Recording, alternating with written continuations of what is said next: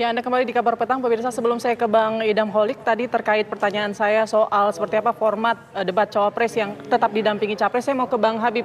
Bang Habib, gimana nih? Setuju nggak kalau misalnya debat cawapres ini mungkin tidak diadakan sendiri begitu? Ya, sebelum ke sana saya mungkin kasih gambaran nih apa yang terjadi ya. Saya sebelum anggota DPR 2 kali pemilu 14, 19 itu bagian dari tim LO, Liaison Officer Partai atau Paslon ke KPU. Itu kami bisa hampir 24 jam di KPU, berkomunikasi dengan KPU, kalau ada apa-apa rapat ya kan, kita tanda tangan dokumen dan lain sebagainya. Di rapat itu infonya sudah ya dibahas ya, walaupun belum diputuskan.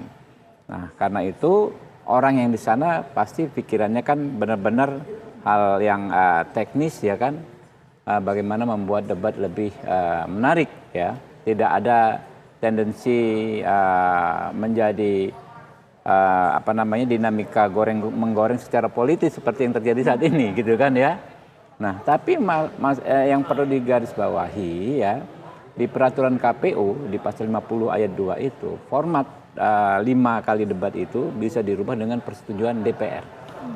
Nah, artinya kan ya santai aja, kalau kami sih santai aja ya kan, toh mau seperti apa debat kita bisa sepakati, kita bisa atur ya. Teman-teman kan punya fraksi di DPR semua, kalau kami kan cuma 4 partai politik ya, Gerindra, Demokrat, PAN sama Gerindra, Demokrat, PAN, Golkar ya kan 4.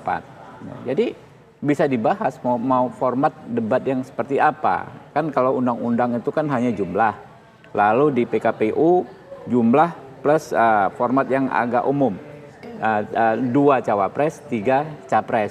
Kemudian di tatip yang seperti disampaikan Pak Idam tadi mungkin lebih detail lagi ya, namanya tata tertib.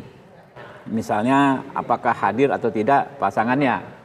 Nah, itu kalau kami sih santai-santai saja, mau yang mana kami ikut gitu loh. Oke, artinya setuju kalau misalnya nanti ini khusus ya cawapres saja? Nggak ada masalah, khusus cawapres 5-5-nya pun nggak ada masalah. Kalau memungkinkan ya.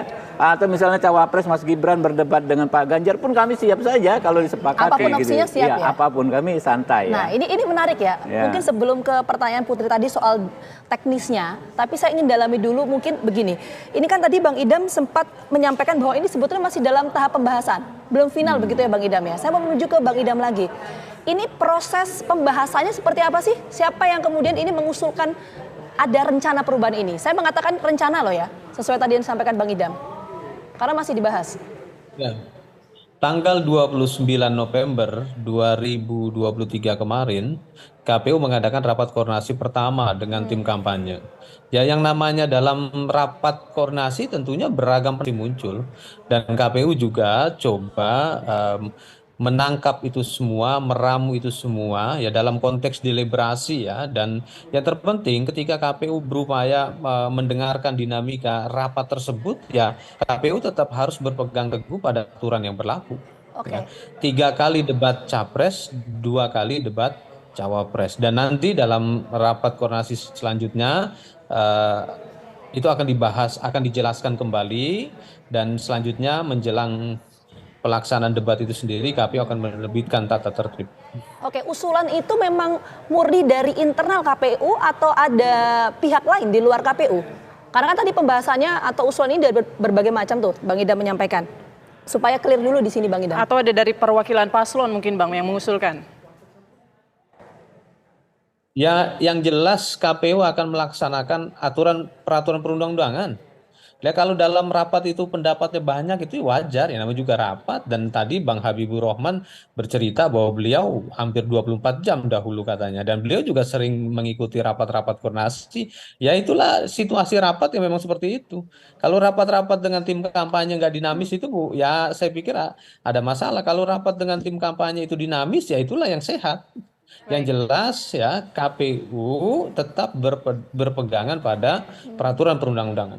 Baik, ini kan sepertinya tidak biasa ya Bang Idam. Biasanya kan di tahun sebelumnya, di pemilu sebelumnya ini kan pasti ada debat cawapres sendirian, tidak didampingi oleh capresnya. Nah, kemudian ini sudah beberapa kali kita pemilu begitu juga, aturannya sama saja. Lalu tiba-tiba ini dirubah. Ini sebenarnya ada apa tiba-tiba dirubah, atau urgensinya apa kemudian ini dirubah? Jadi publik pun bingung akhirnya. Saya ingin menjelaskan peristiwa di 2019 yang lalu ketika terjadi debat pasangan calon presiden wakil presiden. 2 kali debat itu capres-cawapres. 2 kali debat capres, 1 kali debat cawapres. Dan itu kalau dikembalikan ke undang-undang yang tahun lalu itu nggak sesuai dengan undang-undang juga. Nah sekarang sebelum debat aja kita berikan publik untuk memberikan pendapatnya. Kita dengar publik itu pendapatnya seperti apa. Dan undang-undang tetap menjadi pegangan kami dan kami tegaskan, Ketua KPU juga telah menegaskan bahwa debat itu diselenggarakan selama 5 kali. Ya, 3 untuk capres, 2 untuk cawapres. Oke, sebelum ke Bang Deddy mungkin singkat Bang Idam. Tadi pertanyaan saya belum terjawab. Artinya apakah memang usulan ini murni dari internal KPU atau ada pihak lain di luar internal KPU yang mengusulkan ini? Singkat saja sebelum saya ke Bang Deddy. Ini kan sebenarnya ini menjadi ramai itu ya karena ada pemberitaan tentang di mana semua debat itu akan dihadiri oleh pasangannya masing-masing ya. Diawali dari situ sebenarnya. Nah, dan itu mengutip perkataannya Ketua KPU RI. Ya, sebenarnya terus saja di undang-undang itu nggak ada larangan menghadirkan pasangan masing-masing pada saat debat juga nggak ada larangan. Tapi yang jelas porsi debatnya itu sudah diatur di dalam undang-undang. Ya, misalnya debat untuk capres ya capres lah yang berdebat, debat untuk cawapres ya cawapres lah yang berdebat. Seperti itu, Mbak. Baik, Bang Deddy, informasinya kalau misalnya debat cawapres ini ditiadakan, PDIP akan menggugat. Benarkah seperti itu atau bagaimana Bang Deddy bisa dijelaskan? Ya kalau akhirnya diputuskan ditiadakan tentu pasti kita gugat, Mbak. Karena kan seperti tadi disampaikan Mas Idam kan perubahan undang-undang pasal 277 Undang-Undang nomor 7 2017 itu maupun untuk pasal 50 PKPU nomor 15 2023 jelas disebutkan 3 kali debat capres, 2 kali debat cawapres. Benar yang dikatakan Sidam tadi bahwa ini kan semua kontroversi dipicu oleh pernyataan Ketua KPU yang menyatakan nanti 2 kali debat cawapres itu juga dihadiri oleh capresnya, tinggal pembagian porsi bicara. Ini kan perubahan sebenarnya kan perubahan metode gitu, kilik-kiliknya di situ. Kenapa kemudian ini menjadi masalah besar? Karena membingungkan bagi masyarakat, ada interpretasi baru soal metode pelaksanaan dari debat itu. Itu yang kemudian menjadi sakwa-sakwa akan menguntungkan atau orderan katakanlah dari kekuasaan misalnya gitu. Ini kan yang berkembang di media sosial sana. Dan saya justru ya kalau melihat ini persoalannya memang dipicu oleh pernyataan Ketua KPU. Dan kalau benar tadi dikatakan Mas Idam ini baru awal nanti disepakati bareng, mari kita lihat. Yang kemudian menjadi tanya bagi saya pribadi adalah apakah ketiga pasangan calon ini khususnya timnya punya cara pandang yang sama terhadap itu.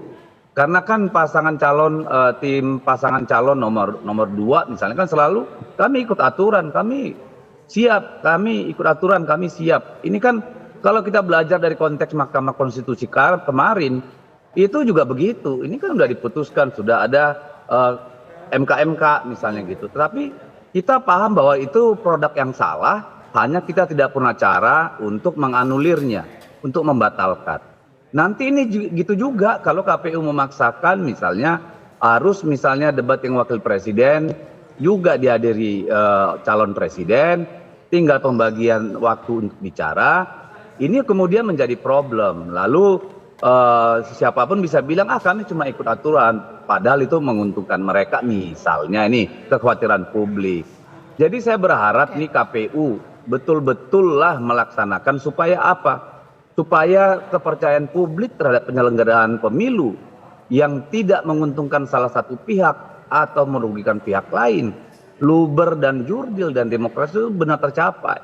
Saya kasihan justru ya orang jadi mengaitkan ini dengan kapasitas Gibran yang baru 2 tahun menjadi wali kota Solo, padahal belum tentu dia nggak mampu. Tetapi kan dengan ini orang justru meragukan dia gitu, dan itu kan tidak bagus. Ya orang jadi berkujon gitu kan. Yang kedua, ini juga menjadi mengurangi kesempatan orang kalau itu dipaksakan untuk melihat sebenarnya Gibran itu mampu atau tidak. Nah, kemudian ada lagi pandangan nih, ini kan cuma gimmick supaya rame soal Gibran nggak mampu, nanti tiba-tiba ya dengan berbagai cara mungkin dia sudah dapat botoran atau latihan, hasilnya baguslah untuk Oke, Bang Deddy. dipanggung. Jadi ini bisa nge-boosting juga gitu loh. Jadi Oke. kita ini jadinya seolah dipermainkan semua gitu. Ya, soal pandangan-pandangan Bang Deddy tadi. Apakah ini oleh KPU atau invisible Ya, hand, Bang ini yang Deddy, kemudian menjadi mohon tantangan maaf. besar di masyarakat. Oke, mohon maaf, saya potong karena durasinya juga terbatas. Pandangan-pandangan Bang Deddy tadi, silakan langsung ditanggapi oleh Bang Habib.